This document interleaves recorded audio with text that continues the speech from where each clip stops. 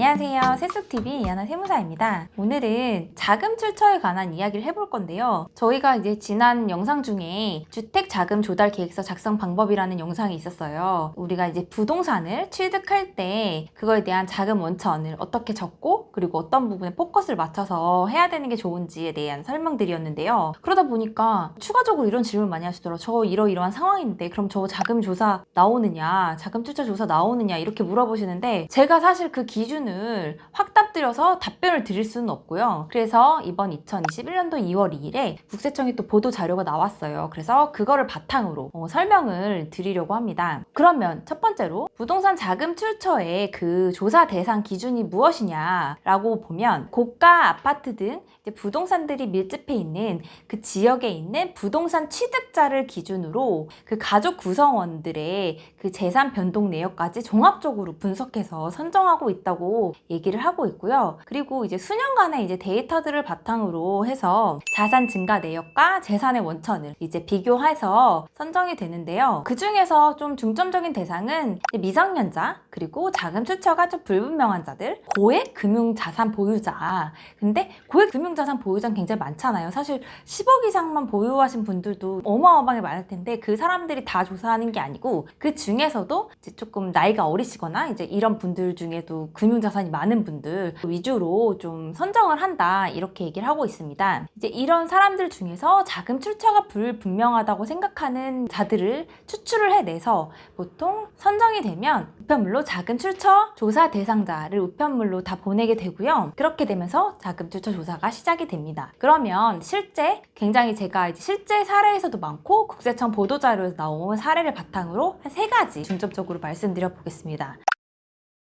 이제 첫 번째로 나온 사례 중에 하나는요. 이제 재차 증여 합산 신고를 누락한 경우에 관한 건데요. 이 케이스는 이제 9년 전에 비상장 주식을 증여를 하신 거예요. 그래서 그 증여세를 신고를 했겠죠. 근데 증여는 10년을 합산하고 있거든요. 그래서 내가 만약에 2021년도에 증여를 했다 하면 내가 그 10년 전에 했던 증여 재산을 합산해서 증여 재산 공제도 받으셔야 되는 거예요. 근데 9년 전 일이니까 잊어버리실 수도 있죠. 그래서 그거를 누락하고 다른 부동산을 증여를 하셨는데 합산이 누락됐기 때문에 증여 재산 공제 그러면 2번을 받았을 거거든요. 그래서 그런 부분 때문에 누락된 거 약간 단순 실수라고 보기도 하지만 기억을 못 하셨을 수도 있어요. 웬만한 이제 비상장 주식 같은 경우도 증여를 하게 되는데 그 부분은 부동산이 아니다 보니까 약간 하시고 놓치시는 분들이 있거든요. 그렇게 해서 합산신고 누락된 부분에 대해서 세무서에서 추징을 해서 증여세가 일부 더 추징이 되었다. 이런 사례로 볼 수 있습니다. 이 경우에도 당연히 과소신고가 될 수밖에 없는 게요. 우리가 증여세를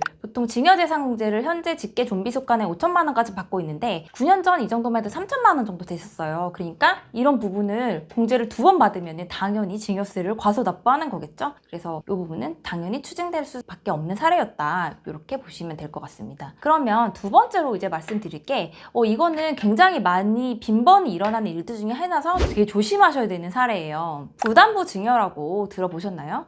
부담부 증여란 우리가 만약에 전세 낀 부동산이 있어요. 그래서 그 세입자가 있는 부동산 아니면 대출이 있는 부동산 이런 부동산을 자녀에게 증여하고 싶어서 증여를 하는 거 그거는 부동산도 증여를 하는 거지만 사실 그 안에 딸린 전세보증금도 채무고 금융기관 대출도 채무잖아요. 그것까지도 같이 승계를 한다는 개념에서 부담을 주는 증여다. 그래서 부담부 증여라고 말을 하는데요. 부담부 증여로 보통 증여를 하게 되면 조금 증여세도 절세되고 채무분에 대해서는 양도세가 나오기 때문에 좀 절세되는 측면이 케이스에 따라 좀 있거든요. 그래서 부담부 증여를 했어요. 근데 실제로 내가 만약에 부모고 그리고 자녀한테 증여를 해서 거기에 딸린 그 채무도 있어서 그 채무도 승계하겠다고 했어요. 그럼 부담을 주는 증여가 됐는데 형식은 그렇게 해서 어느 정도 절세를 했는데 이 부분이 실제로 부채를 상환하는 게 부모가 상환했다는 거죠. 원래 자녀한테 채무까지도 승계를 했기 때문에 그거에 대한 채무의 부담 의무는 자녀한테 있는데 그 자녀가 그럴 능력이 없다거나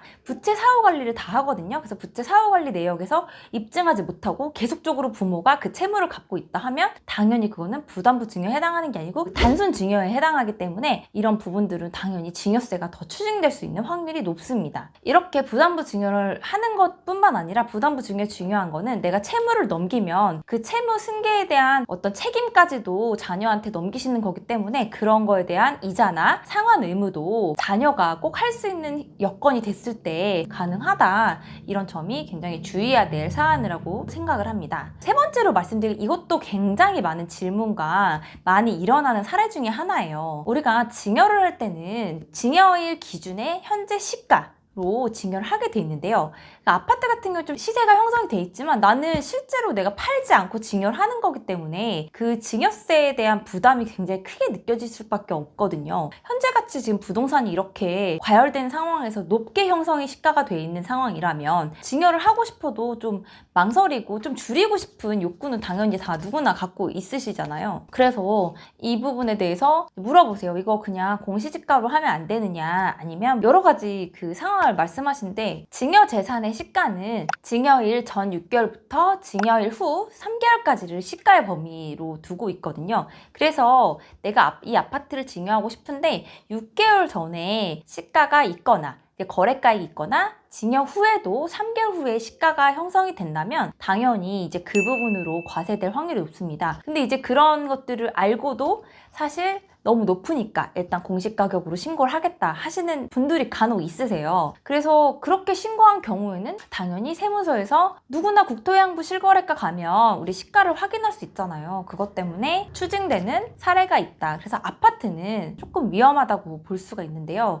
그래서 아파트 같은 경우는 시가가 좀 형성돼 있지만 뭐 주변에 뭐 어떤 뭐 다가구 주택이라던가 빌라 같은 경우는 조금 또 유도리가 있으니까 그런 부분에 증여를 먼저 고려하시는 게 좋을 것 같다는 이제 생각이 듭니다. 그리고 실제로도 만약에 내가 이거를 증여할 당시에는 시가가 없었어요. 근데 증여 이후에 3개월 안에 시가가 또 형성이 됐잖아요. 그러면 세무서에서 나중에 연락이 와서 시가가 형성돼 있으니까 그게 법안의 테두리에 들어가 있으니까 당연히 과소신고했으니 추가 납부를 요청하는 경우도 있거든요. 그런 부분은 알고 이제 증여하셔야겠고, 현재 같은 지금 아파트가 굉장히 과열된 이런 시기에는 사실 증여하는 게 조금 불리할 수 있겠죠. 그리고 또 증여에 따른 다주택자 취득세율도 굉장히 인상이 되었기 때문에 정말 주의하셔서 증여하시는 게 좋을 것 같다고 생각이 듭니다. 그래서 크게 세 가지를 말씀드렸는데 이 세 가지는 국세청 보도자료 나오지만 실제 상황에서도 너무너무 많이 물어보시고 그리고 너무 많이 일어나는 일들 중에 하나예요. 그래서 정리해서 말씀드리면 첫 번째는 사전 증여재산 합산에 관한 건데, 내가 증여를 할 때는 항상 10년 안에 내가 다른 재산이나 아니면 주식 그리고 뭐 부동산을 증여한 내역이 없는지 확인해서 누락되지 않도록 하셔야 되고요. 두 번째로 말씀드렸던 거는 이제 부담부 증여, 그러니까 부담부 증여를 가장한 그런 사례인 거죠. 부담부 증여를 만약에 했을 경우에는 그거에 대한 채무, 의무까지도 다 승계를 해주셔야 되기 때문에 이제 부모의 손을 떠났다 보시고 자식이 할 수 있는 그런 상황을 만드셔야 되고, 세 번째로는 이제 시가로 평가하니까 그런 공시가격으로 하지 마시고, 시가가 형성이 됐는데 아파트 같은 경우는 층에 따라서 사실 조금 시가가 다를 수 있잖아요. 그래서 또 다른 방법이 있으니까 그 부분은 세무 전문가랑 또 상의하시는 걸 좀 추천을 드립니다. 이게 왜 중요하냐, 자금 출처에서 되게 중요하다고 생각하는 이제 결론이 뭐냐면 소득 금액이 입증이 돼야 돼요. 아까 자금 출처 선정 기준에서 좀 팁을 얻자면 그렇잖아요. 미성년자라던가 내가 자금 출처 이런 소득이 불분명한 자, 소득이 없는데 내가 어떻게 부동산을 취득하고 어떻게 고액의 예금 자산을 보유할 수 있겠어요. 그러니까 그런 부분에 대해서 굉장히 중요하기 때문에 소득 금액 증명원을 필요로 하는 경우가 되게 많거든요. 그러니까 만약에 뭐 인건비나 이런 부분들에 대해서 그냥 뭐 지급하고 누락하고 이렇게 했다가 나중에 소득 금액 증명하려면 어디서도 증명을 해주기가 힘들단 말이에요. 그런 부분에 있어서 다가오는 5월이 있잖아요. 5월 달에 종합소득세 신고할 때 내 소득 금액에 대해서 명백하게 어느 정도 확보를 해 두셔야지만 우리가 자금 출처 입증하는데 유리하다 이렇게 볼 수 있어서 결국엔 5월 달에 종합소득세 신고를 잘하자, 이런 부분을 기결시킬 수 있을 것 같고요. 너무너무 중요한 거는 만약에 이렇게 뭐 편법 증여나 불법 증여 이런 걸로 나중에 이게 적발이 되면요, 이런 게 만약에 개인 사업자 하시는 분들은 매출 누락도 많이 하시는 분들도 계시잖아요. 그래서 그런 누락 금액 가지고 부동산 취득한 거를 어떻게 세무서에 입증해요? 그러면 세무서에서도 그 의심의 그 눈초리를 가지고 이게 확대 조사가 될 수가 있어요. 단순히 부동산에 대한 취득 자금 출처 조사였던 것이 개인 사업자의 어떤 그 통합 조사,